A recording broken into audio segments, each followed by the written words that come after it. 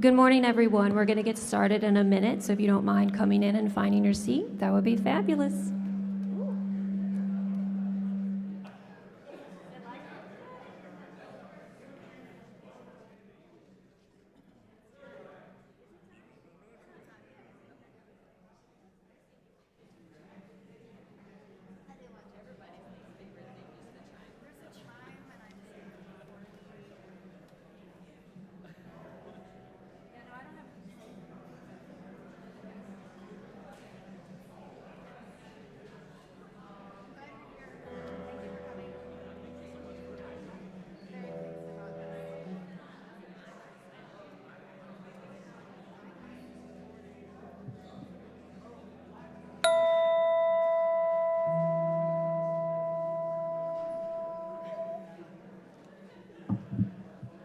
Good morning, everyone. I'd like to welcome Amy Miller, our interim director, to do a brief welcome of all of you. And according to Joe, I wasn't loud enough, so please say hi to Amy Miller, our interim director.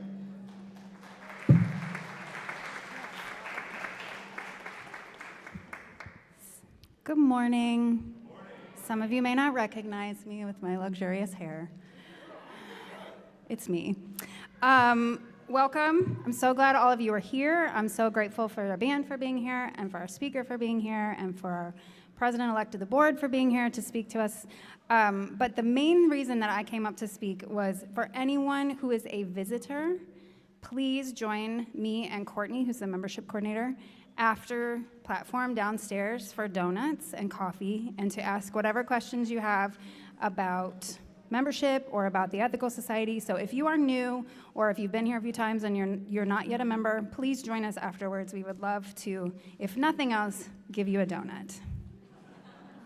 Thank you. Here's Samantha.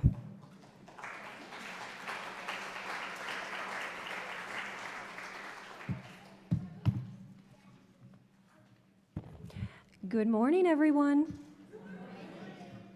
I am the volunteer host today. My name is Samantha White, and my pronouns are she and her. I am grateful we can gather together on this beautiful Sunday.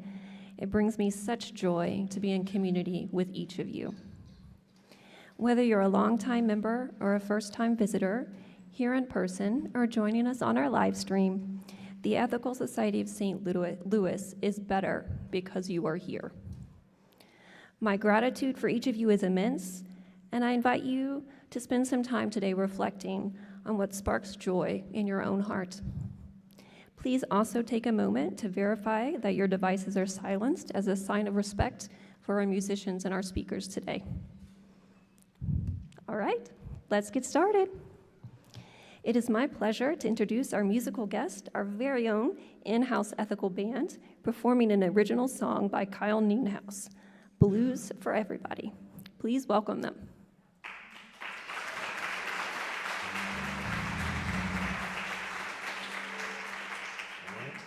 Morning.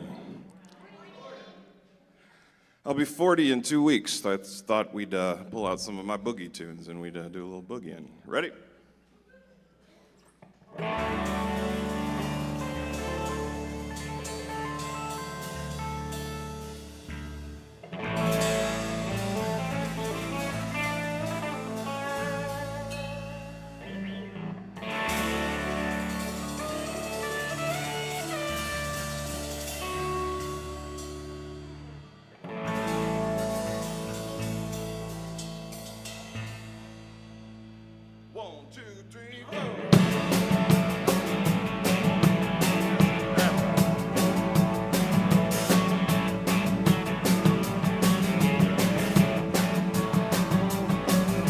I met my baby, she was 16 years old.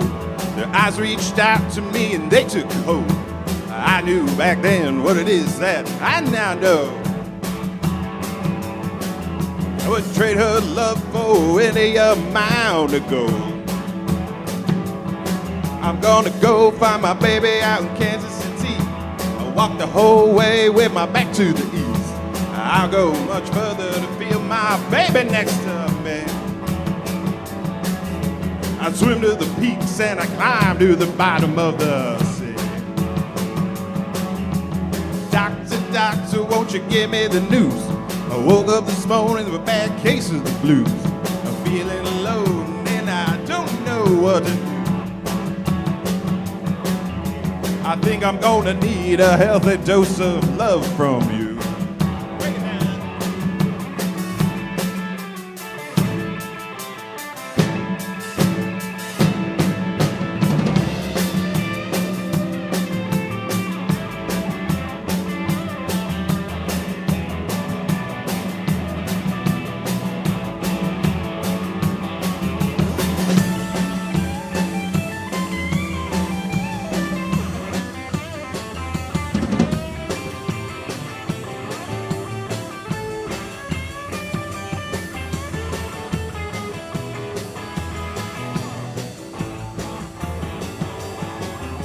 I love you, baby, more than the sun and the moon. Without you, babe, you know my life is through. I got too much love to hold on to.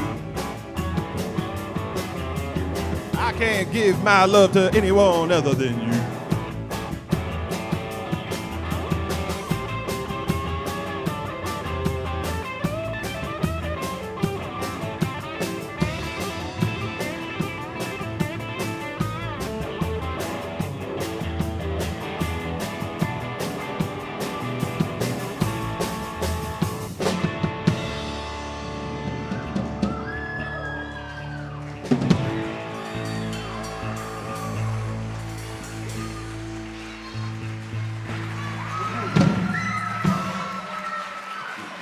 Thank you so much.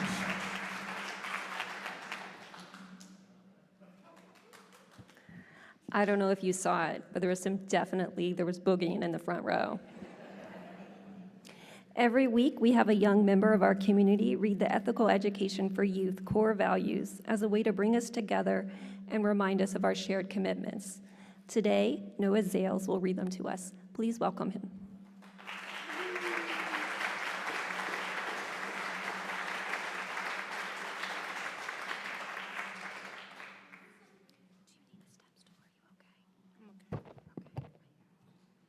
Every person is important and unique. Every person deserves to be treated fairly and kindly. I can learn from everyone. I am part of this earth. I cherish it and all the life upon it. I learn from my world around me by using my senses, mind, and feelings. I am a member of the world community, which depends on the cooperation of all people for peace and justice. I can learn from the past to build for the future. I am free to question. I am free to choose what I believe. I accept responsibility for my choices and my actions. I strive to live my values.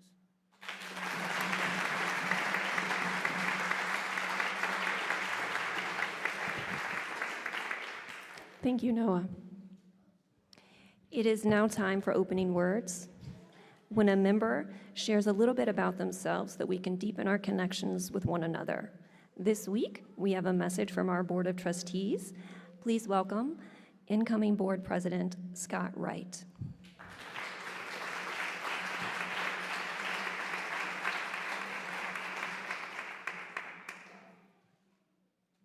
We've got two computers up here.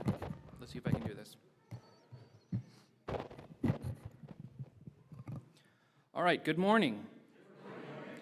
My name is Scott Wright. My pronouns are he and him, and I'm currently serving as the president-elect of the Board of Trustees for the Ethical Society of St. Louis.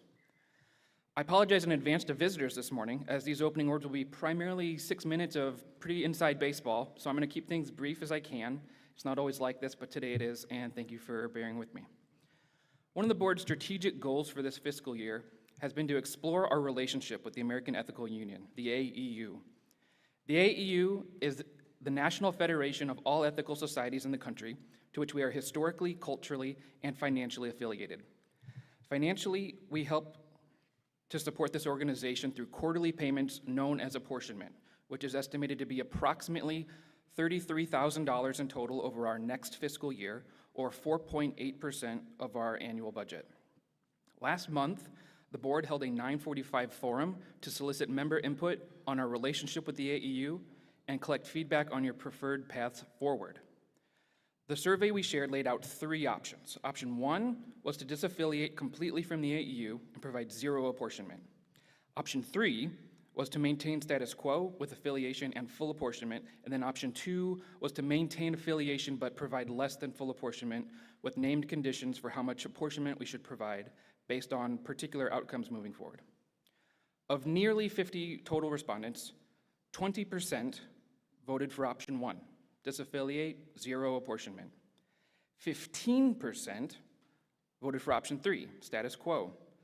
That leaves about 65% who voted for option 2, a compromise position of some kind between the two. Looking at the results from this healthy sample of our population, 2 things seem clear enough to me. A majority of our members are not satisfied with the current status quo, but neither is there a majority consensus in favor of full disaffiliation. At our last board meeting, I proposed a path forward that will require your assistance. The next AEU Assembly will take place from July 26 to July 28. It is at this assembly each year that member societies are able to vote on official proposals impacting AEU policy and programming. Each society is granted a number of voting delegates roughly in proportion to their membership. Having the largest membership among all ethical societies in the nation, St. Louis wields significant voice at these assemblies, a voice that we've been hesitant to assert in the past. I'm proposing the formation of a new task force of member volunteers focused on identifying specific matters of AEU policy and programming that would be sufficient to restore our confidence in the AEU as an institution. We will have the next 2 months to research, generate, and submit our proposals for the consideration of the AEU Assembly. The theory here is that the success or lack thereof of our proposals at the national level will be crucial in telling information about the compatibility between our vision for a national ethical culture movement and the AEU's capacity to fulfill that vision. After the assembly in July, armed with fresh information and clarity, we will then look to hold a more formal vote in the fall to solidify our stance on affiliation and apportionment. This will not be an easy task, and I will require your help to accomplish it. I'm looking for a minimum of 5 volunteers willing and able to help put our best foot forward in communicating our needs and repairing our relationship with the AEU at the upcoming assembly. If we cannot identify at least 5 volunteers for this effort, that in itself is a significant statement about our commitment to repairing and maintaining this relationship, and our board will reconvene to pursue some alternative course of action in that event. The details will be ironed out in the coming weeks, but the level of effort will involve contributing to biweekly Zoom meetings for the next 3 to 4 months, with a potential research, writing, and editing tasks to be accomplished between meetings. The assembly itself will be a hybrid event in Minneapolis, Minnesota. I plan on attending in person, but that will not be a requirement of members of this task force. I want to zoom out here briefly at the end to kind of frame the narrative playing out here. This is an opportunity for us. Not only is this a practical opportunity to redefine the nature of our relationship with the AEU and the wider ethical culture movement, but it's also an opportunity to use the tools that our interim director has been helping us develop over the past year. This is a moment in time for us to display our capacity as a community to work together across a diversity of perspectives towards shared goals and values for our mutual benefit. I think it's important to emphasize here, if any particular path is not working for us, we retain the right to reconsider our needs at any point and forge a new path forward in a more fruitful direction. Thank you to everyone who has engaged in our many efforts to solicit member feedback over the past year, especially to the members who took the time to complete our straw poll last month. We cannot achieve our goals without your engagement. If you're interested in joining this new task force or would like more information before committing, please email board@ethicalstl.org by next Sunday, April 21st, so that I can get the ball rolling as soon as possible. I look forward to working with you.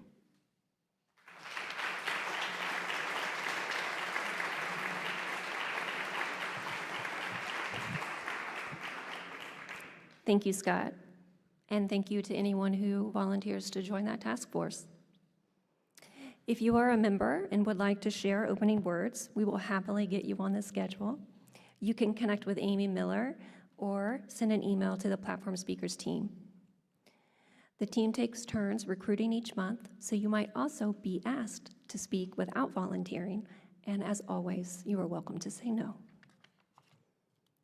Okay, please welcome the band back to perform their second selection, JB's Blues. Thank you. Give it up for the band again, please. Holding me down. So this one is not written by me, but it was a tune of my previous favorite living guitarist, Jeff Beck, who passed away last year, a little over a year ago, and hit me right here, man. So I thought I'd do a little bit of his stuff real quick. Hope you enjoy it.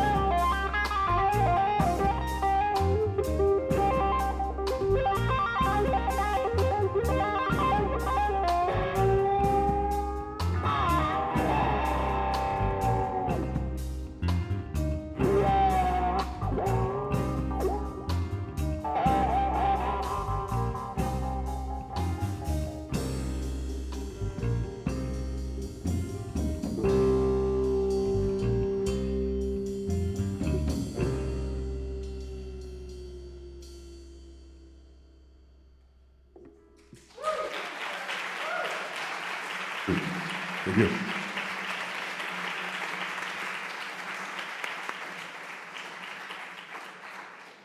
Thank you, Ethical Band. That was a lovely tribute. Before our main address, we will have 1 minute of mindful breathing.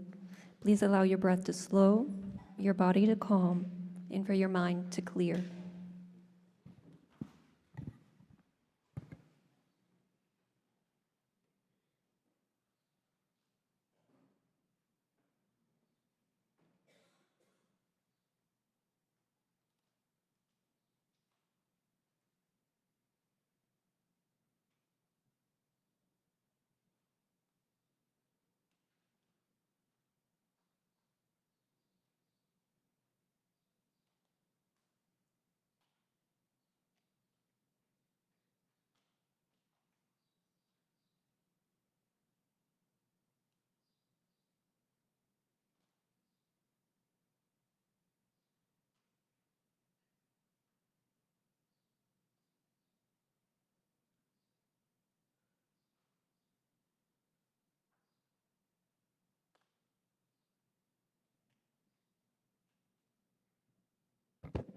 Thank you.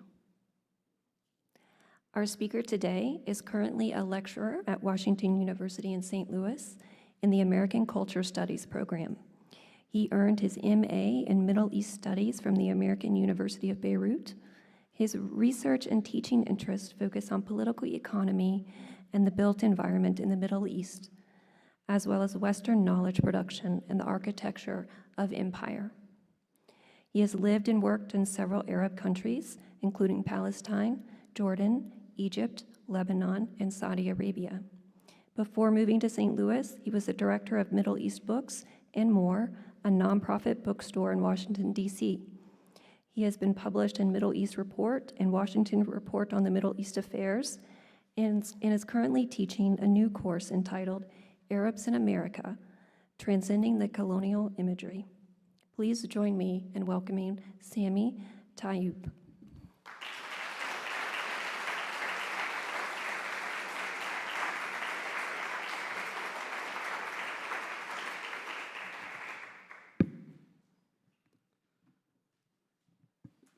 Good morning. Thank you all for having me here today. Thank you, Samantha, for that nice introduction, and also I want to extend my thanks to Amy, who invited me here for today.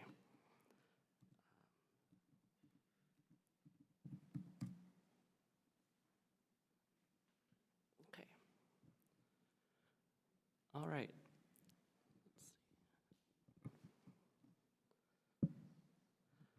All right, so the title of the talk today is called In the Shadow of Empire, 100 Years of Settler Colonialism in Palestine. So the reason I chose this subject is to help us kind of understand the historical context for what's going on today. So let's get into it here.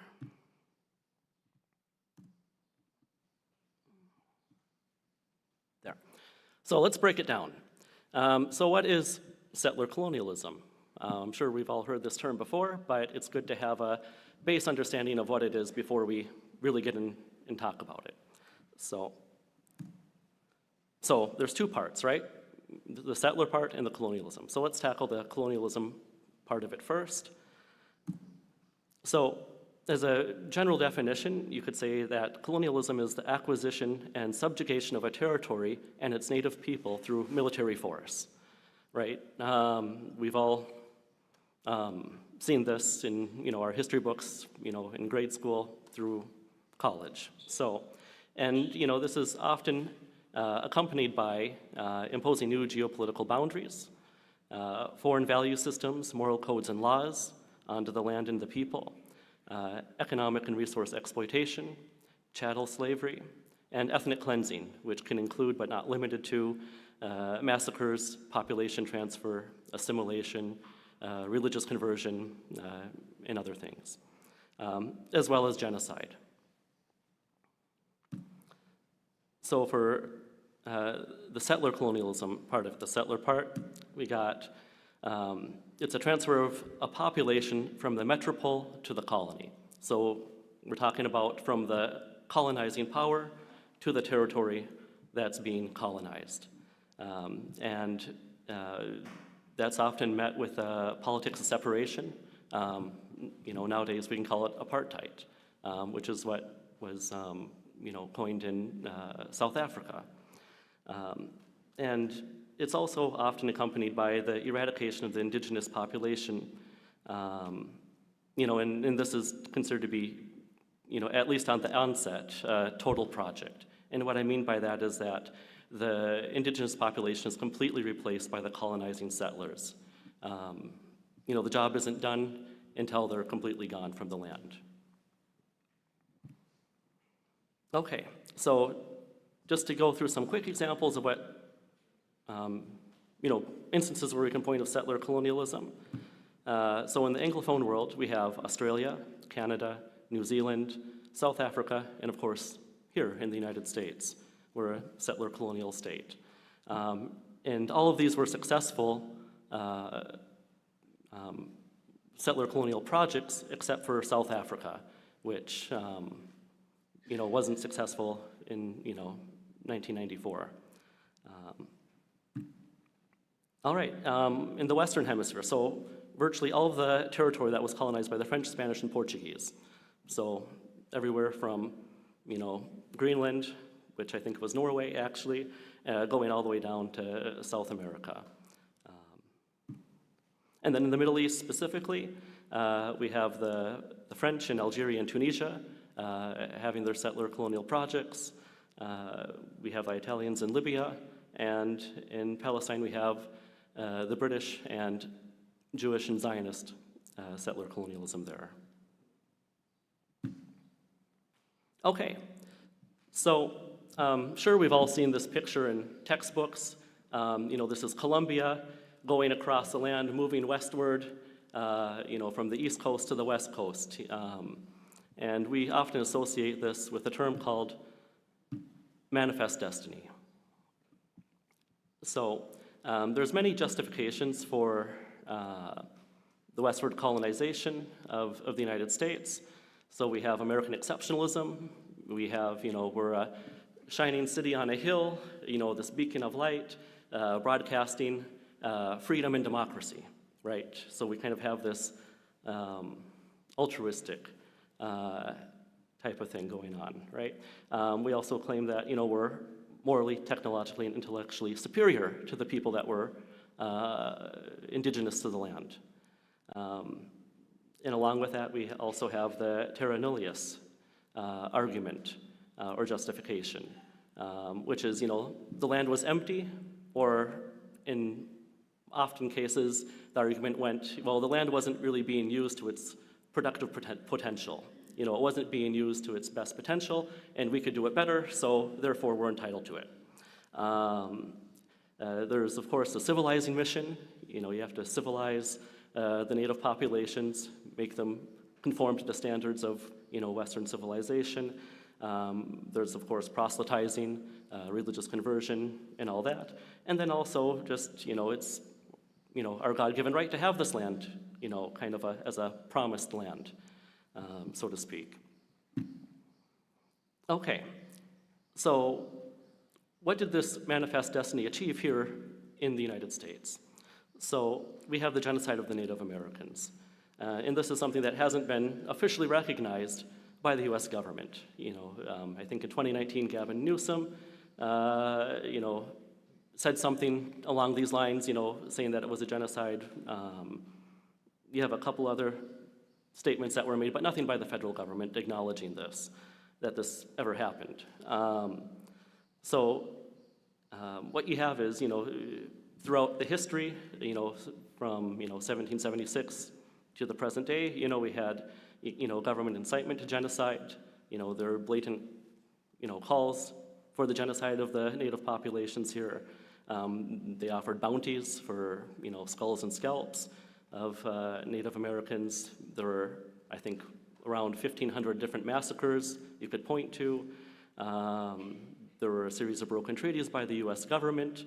The US government, made these treaties, had a temporary peace, and then reneged on those treaties and continued to massacre and push them westward. You had the Indian Removal Act of 1830, also more commonly known as the Trail of Tears, pushing them westward. You had the Homestead Act, which also further displaced them from the land. We had biological warfare through the spread of diseases and other ailments. We had forced famine, starvation. There was a sterilization project that began in the 1930s and continued until the 1970s. We had, of course, forced assimilation, most infamously known through boarding schools, and then we ultimately pushed them onto reservations, which can be considered, a modern-day concentration camp. In terms of, numbers, we don't have exact numbers, we didn't have census taking during that time, but, it's estimated that there were approximately 5 million Native Americans here in the continental United States. And, by 1900, there were about a little over 200,000 left. So we decimated about 90 to 95% of their population just in this country. If you look at the entire Western Hemisphere, we're looking at about 50 to 100 million massacred Native Americans. Okay, so let's bring it back to Palestine, which is what the talk is about. So we have settler colonialism in Palestine, and you can't start talking about it unless you talk about Zionism. So Zionism is a settler colonial project to create a Jewish ethno-national state that seeks complete colonization of the land of historic Palestine. And you can consider Zionism to be a nationalist ideology, right? So it is what ideologically informed the Jewish settler movement. It is part of the nationalist mythology, kind of like an Israeli version of Manifest Destiny that, similar to our Manifest Destiny here. And it is the state ideology of the current state of Israel. That is, it's what drives the actions and politics of the state. This is what informs state policies and actions. Okay. So where did Zionism come from? Well, it actually didn't start out as a Jewish movement. It actually has nothing to do with Judaism initially. It actually started with millenarian Protestants and secular state leaders that wanted to expel European Jews to Palestine for various reasons. Some millenarian Protestants wanted to expedite the second coming of Christ. Other European leaders thought it would be a good client state in Asia to advance their imperial interests. And some people in Europe were just anti-Jewish. And we're talking about the early 19th to mid-19th century here. So actually the phrase anti-Semitism hasn't even come around yet. So you could say anti-Jewish at this time. And of course there was discrimination against Jews in Europe at this time, even though they weren't calling it anti-Semitism. All right, so Jewish Zionism emerged in Europe in the 1880s. The first Jewish settlement was created in 1882 in Palestine. Theodor Herzl, he wrote a book called Der Judenstaat, published in 1896, that was an argument for Zionist settler colonialism in Palestine. And he helped convene the First World Zionist Congress the following year in 1897. Okay, so this map here shows the slow progression of colonization in Palestine by European Jewish colonists. So you have the very first settlement in 1882. This is just a blue dot kind of off the coast of the Mediterranean there. And then by 1947, a year before the State of Israel is declared, you have more territory that was where they've settled. And then 1966, after the State of Israel is declared, but before the 1967 war, you have even more settlement. And then after the acquisition of the Gaza Strip, the West Bank, and the Golan Heights in the 67 war, you have even further settlement expansion. So let's take a look at the demographics briefly here. In 1880, before Jewish colonization began, the land in what we consider historic Palestine was 87% Muslim, or about a little over 400,000 Muslims, about 10% Christian, or 43,500 Christians, and around 3% Jewish, or 15,000 Jews. So, and these are the indigenous people to the land of Palestine, right? They could all be considered Palestinians, regardless of their religion. Right, so, and then later on, when the Zionist settler project began, took off, in 20 years' time, the 15,000 Jews went up to 50,000 by 1900. And then by 1919, it went up to 56,000. There were some fluctuations between World War I, some internal movement. In 1914, it was in the 80,000 something, but then it went back down in 1919. And then when the British took it over after World War I, just before the State of Israel was declared, you have about 649 or 650,000 Jews living in the historic Palestine.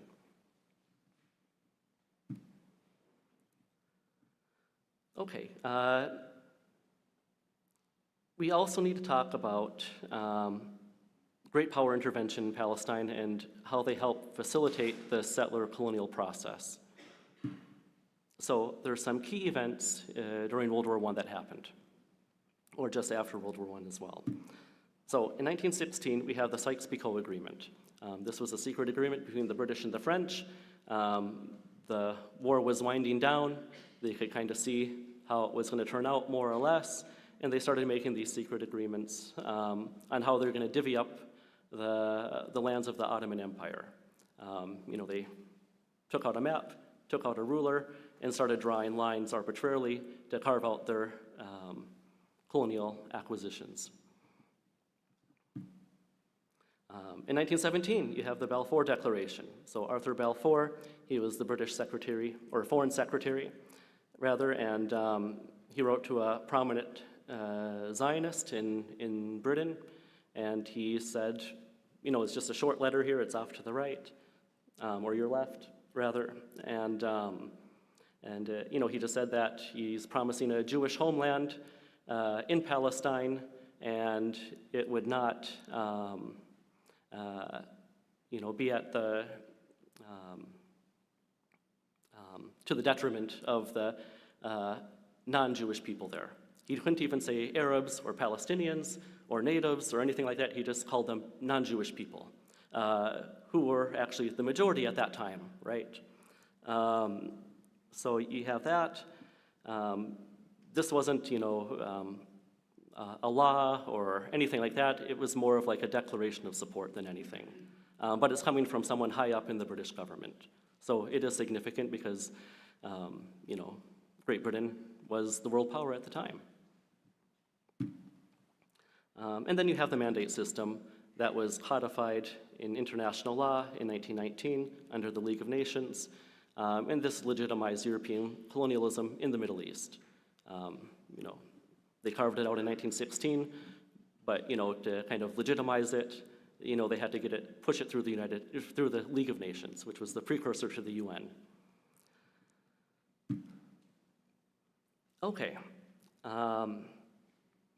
so there's two things in Palestinian history that are notable and should be talked about. And these are the Nakba and the Naksa. So in 1948, this is the year that Palestinians call the Nakba, and specifically, it's the events that happened from, really the end of 1947 through 1949. But Israel declared its independence on May 15th of 1948, so we just kind of say 1948. And what does the Nakba mean? Well, it means in Arabic, the catastrophe. And what it was catastrophic for the native Palestinian population. Right, and what happened was 750,000 Palestinians were expelled and became refugees during this time period. Upwards of 15,000 Palestinians were massacred by Zionist forces. 515 Palestinian villages were completely destroyed. Jewish settlers, they moved into the Palestinian houses that were abandoned. Palestinians became minorities in their own land. So there's a complete demographic shift. You had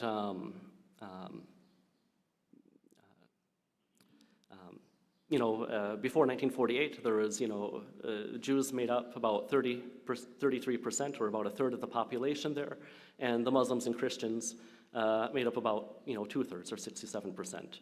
But after 1948, the demographics became more than reversed, actually. In 1948 Israel, so we're talking about Israel proper, excluding the Gaza Strip and West Bank, it became 20% Arab or Palestinian and 80% Jewish. So there was a complete reversal of the demographics. So in the creation of the State of Israel, Zionist narratives and Jewish supremacy in Palestine became legitimized. Hebrew became the official state language, no longer Arabic or English. So Palestinians became, foreigners in their own land, the ones who stayed. And then there was a 1950 law of return that was passed by the Israeli Knesset, and this allowed for Jews anywhere in the world to come to Palestine, or the State of Israel. All they had to prove was that they were Jewish, and they got citizenship, right as they got off the plane. Okay, so in 1967, we have the Nakba, or rather smaller catastrophe. This is what the Arab League came up with, when they convened after the Six-Day War in June of 1967. A little bit belittling, and they didn't really take much action, but what happened in the aftermath of this war? Well, looking from then up till today, you have massive Jewish settlement expansion. So we're not just talking about 1948 Palestine or Israel, we're talking about the entirety of the land. Historic Palestine. So in the first, 2-3 years, settlements started to expand into East Jerusalem and the West Bank. And today we have over 144 settlements, plus more than 100 outposts, which are kind of informal settlements not really recognized by the Israeli government. And these settlements, by the Israeli government, the 144 settlements, they're legally recognized. It's according to the Israeli government, it's lawful. According to international law, it is not lawful. So that's an important distinction to make. Currently, there's about 750,000 Jewish settlers in the West Bank and East Jerusalem. And this was largely in thanks to the Oslo Peace Accords in '93 and the Oslo II Accords in '95. And what we see now is military occupation, tens of thousands of house demolitions, a type of arboreal colonization. Palestinians are well known for their olive trees. They have millions of olive trees, and about, close to 1 million have been cut down by the Israeli government, and they've been replaced with conifers, pine trees. In this kind of an arboreal colonization, they plant them, around the settlements, or to replace the olive trees, as kind of saying, this is our territory. They're changing the landscape from what it historically was. You have cultural appropriation, excuse me. And this comes in many forms, dress, food, language, what have you. And then you also have a system of apartheid. So we can kind of see the similarities between, what's going on here and what was going on when the U.S. government was, dealing with the Native Americans here. Same type of thing. And in Israel, Palestine today, we have a system of apartheid. There's 2 different sets of laws, at least 2 separate sets of laws. One's for Jewish Israelis, who live in Israel proper as well as in the settlements, and then another set of laws for Palestinians who live in the West Bank, Gaza Strip, and even inside Israel proper.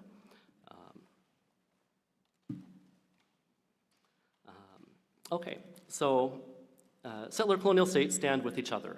So this is nothing new, to kind of legitimize this type of a process, settler colonialism. You have to, and to legitimize your own state, if you're a settler colonial state, you have to prop it up elsewhere in the world. You have to stand by it. So in 1948, Harry Truman was the first world leader to recognize the State of Israel.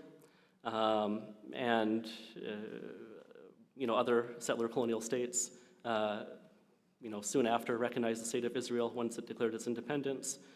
And in the United Nations at that time was very different than the United Nations today. There was, in 1948, there was the war, and, this was in contravention of the UN partition plan that was presented in 1947. So Israel actually took much more land than what the UN even gave them, and that was even that was very generous. So, if this type of a thing happened in today's UN, with a lot of the third world being members, it probably would not be recognized the way it was back in 1948.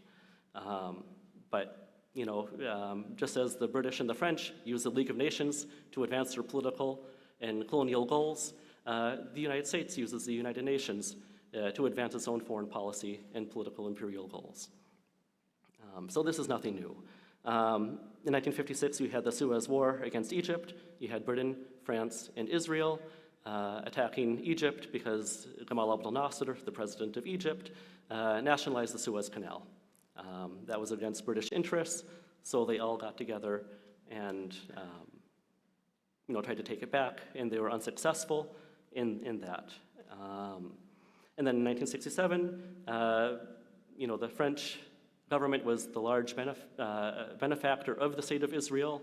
They gave military and nuclear support to Israel. Up until 1967, the French government got a little angry because of the 1967 war and didn't give as many weapons to Israel after that. And then the US stepped in and started giving much more aid, military assistance to Israel. To date, the United States has given $250 billion total in military assistance to the state of Israel. The US has also provided political cover. It's vetoed numerous UN resolutions on Israel's behalf. Anything that would be detrimental to Israel, the US as a permanent member of the Security Council at the UN, has the veto power. So they use that on a regular basis, and they've used it for decades. And then also to kind of bring it back home here, there's law enforcement training programs with the Israeli military, and the police here in Ferguson were trained. Some of them were trained by the Israeli military on repressing protests and demonstrations. And Israel, claims that their techniques and methods are tried and tested because they've been using them against the Palestinians in their own military occupation. So they kind of claim this kind of authority on suppression.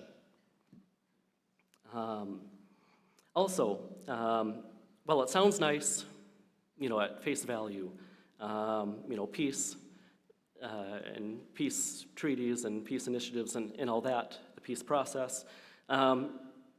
There's actually kind of an ulterior goal to having US-sponsored peace in the region, especially in this instance. So in 1978, we had the, excuse me.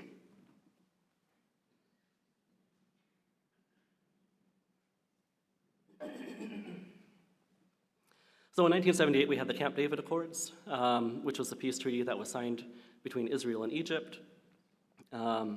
This was the first, instance of a type of normalization process, trying to legitimize Israel as a settler colonial state in the Middle East. The Israeli leaders have said, we're in the Middle we're in the Middle East, but we're not of it. So they claim their own foreignness to this region. So this is something that has to be kind of forcefully normalized. Having them, be a part of the Middle East and accepted.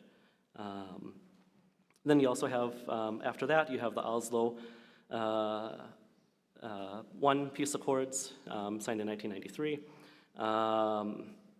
And this served as a way to direct Palestinian leadership from the PLO, which is the Palestinian Liberation Organization, to the Palestinian Authority, which would be a kind of a crony governing body in the West Bank and Gaza Strip. And it takes on more of a, administrative role doing, the administrative paperwork for Palestinians that the Israelis don't want to do or spend the resources on. But, they work at the behest of the Israeli government and US government. Then after, with establishment of the PA, you have the Jordanian peace treaty the following year, and then 1995, you have Oslo II, which just kind of, created these, it did a few things. There were some economic agreements, divided the territories of the West Bank into areas A, B, and C, which gave, areas A to the Palestinians, which was only about, 18% or so of the territory of the West Bank. Area B, which was a little bit more, and then Area C, which was complete Israeli control over the areas of the West Bank, and that was about 60% of the territory of the West Bank. So, and then you have the Camp David Summit in 2000 that infamously failed. There was no agreement there, and then we flash forward to 2020, and you have the Abraham Accords, the Trump Jared Kushner-led initiative to normalize relations between Israel and Gulf states. And in this instance, it was the United Arab Emirates and Bahrain. And they've been working on Saudi Arabia, and Saudi Arabia and Israel were very close to signing one, but because of the events of October 7th, it's now been put on ice for the time being. Okay, so in this context, how can we understand October 7th and what's happening now? So to put it in kind of a brief timeline here, so in 2006, Palestinians had elections. The Palestinian Legislative Council, they had elections, and the Palestinians said that Fatah, which was the dominant political party in Palestine, they were corrupt, and there was a rejection vote for Hamas, right? So Hamas is a Palestinian political party. They were, they got the majority of the seats in the Palestinian Legislative Council as a rejection vote, right?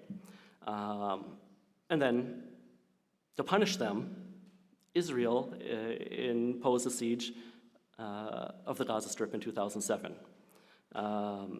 They built a 1.5 billion high-tech wall, gun turrets, AI-run surveillance along different points on the wall, various checkpoints. Nothing can get in or out without them saying so, and different sensors and other high-tech equipment along the wall. They imposed a ban on dual-use products. And these can be, anything that they say could be a security issue, pipes, cement, building materials. They say these are dual-use things, and they're not allowed in, for example. They counted calories. This is actually what humanitarian organizations do when they're trying to bring food aid into a people. They count, how many people there are, what are their caloric needs, and they determine that's how much food needs to get in. Well, Israel does it in kind of a draconian way in the Gaza Strip, where it had been, during the siege, and they were just giving them the bare minimum that they needed to get by. And they banned things like chocolate and other sweets and really arbitrary things, so they were miserable. Few people can get in or out, few supplies can get in or out. There have been 5 wars since 2008. Israel's bombed the Gaza Strip, October, up until today, 5 times. There is a Great March of Return that Palestinians in Gaza tried to do. This was, a very, peaceful, nonviolent protest of Palestinians, men, women, children, marching to the border wall that Israel built, demanding that they can return back to their homes. About 80% of the Gaza Strip were originally refugees from 1948, and their homes are actually in what Israel calls the Gaza envelope, which are the kibbutz and settlements just outside the Gaza Strip. So the kibbutz and settlements or towns that are, Jewish Israeli, those were the old Palestinian villages of the people who are now living in the Gaza Strip, or their descendants. And Israel completely repressed this March of Return. They let their snipers loose on them, and I think there were around 250 or so casualties. And then in this context, how do we understand what happened on October 7th? Well, we can say that, Gaza was a concentration camp, and the Palestinians revolted and they tried to break out. That's how I would characterize it, is that, it was a camp revolt.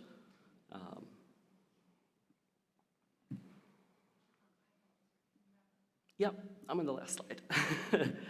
All right, so future prospects. So where do we go from here? We have, one of two options.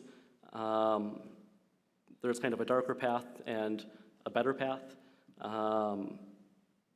At this moment, I'm not optimistic about either, but here they are. So there needs to be a reimagining of Israel, of what it is today.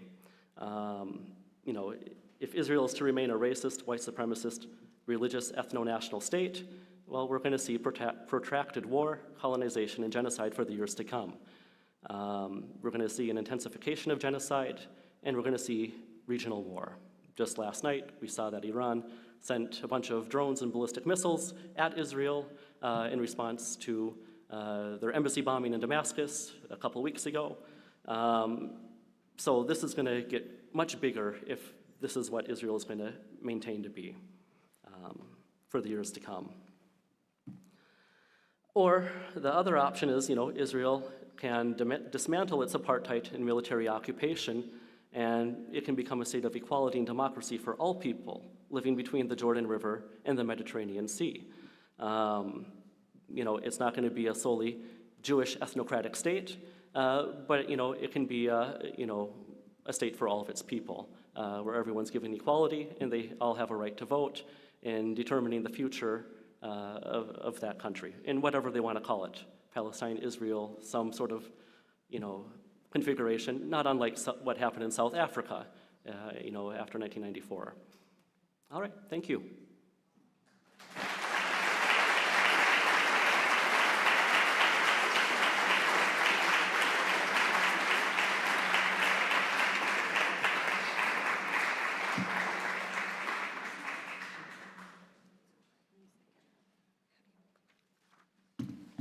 Wow, that was a lot of history and a lot to take in. Thank you so much for being here. The Welcome Team will now take up a collection to support the Society. We rely on the generosity of members and friends to ensure we can keep providing our many free programs. If you don't have cash with you today, you can donate at ethicalstl.org/donate or use the QR code on the screen. If you are interested in joining the Ethical Society and becoming a pledging member, or you are a new visitor and would like to know more about the Society, Interim Director Amy Miller and Membership Coordinator Courtney Scott Camarada will be hosting a meeting called Donuts with the Director in the smaller room downstairs, known as the Hanky Room. Please join them for coffee, tea, and donuts immediately following platform. Other members will also be available downstairs after platform to answer your questions at the Visitors Connect table if you don't have time or wish to join that Donuts with the Director. I have an announcement today, which is kudos to Gina Gardner and the Ethical Society Highway Cleanup Crew, who once again delittered the 1 mile portion north Lindbergh at Olive Boulevard. Thank you to Gina and her team.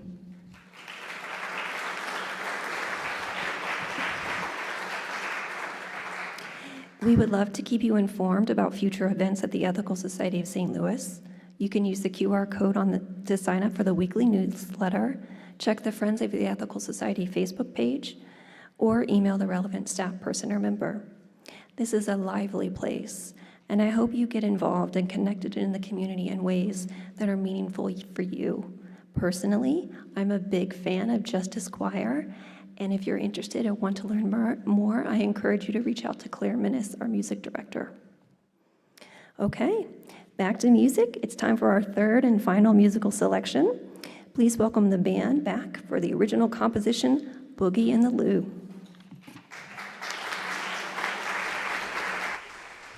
Thank you all so much. And thank you for that presentation. That was lovely. You know, in light of our subject today, we're playing blues music, and we've done plenty of blues music before. Last year we did a whole, I think it was last February, we did a history of the blues. And I don't know if you noticed, but I am pretty white. But blues, they say, is a black music. It comes from black Americans, from the colonialism, the slavery. And although it is rooted in black history, it strikes me as a very human music. It hits at the soul of what we are. And so, as me, I think it's very important to come to the blues with respect for its history, for what it is, and what it can be. So thank you all very much, and let's get it done.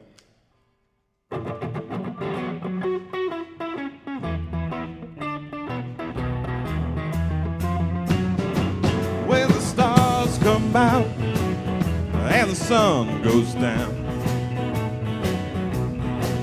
when the stars come out and the sun goes down, I'll be out finding the groove of this Mississippi River town.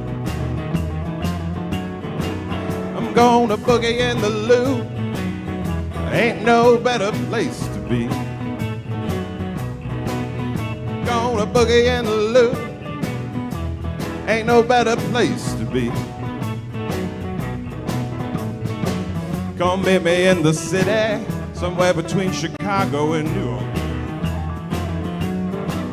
I'm going to swing under the arch till I run out of luck, down the Blueberry Hill where everybody boogies with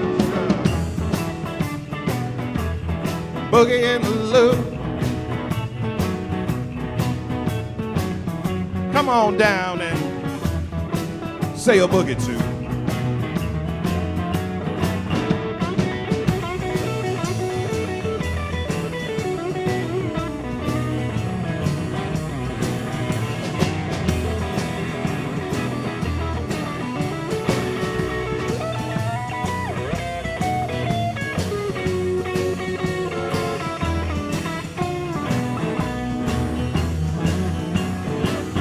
Gonna swing under the arch till I run out of luck, down the Blueberry Hill where everybody boogies with you.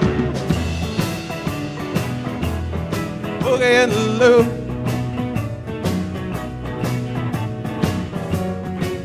Come on down and come boogie too. When the stars come out and the sun goes down, when the stars come out and the sun goes down, I'll be out finding the groove of this Mississippi River town.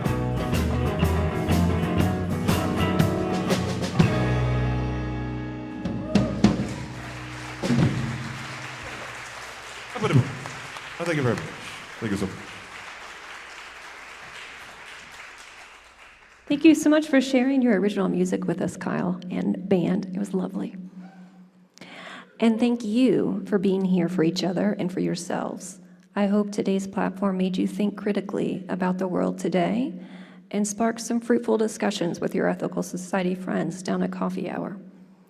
And speaking of coffee hour, I invite you to spend more time in community today. Greet someone nearby, go to Donuts with a Director meeting, or head downstairs to the Becker Room for coffee or tea and conversation. If you don't know where that is, follow the crowd out the door, down the stairs, or the elevator. And our speaker has graciously agreed to stick around after platform for some discussion as well. So please make sure to join him if you have questions or want to continue the conversation. Thank you so much, and have a really lovely day and week ahead.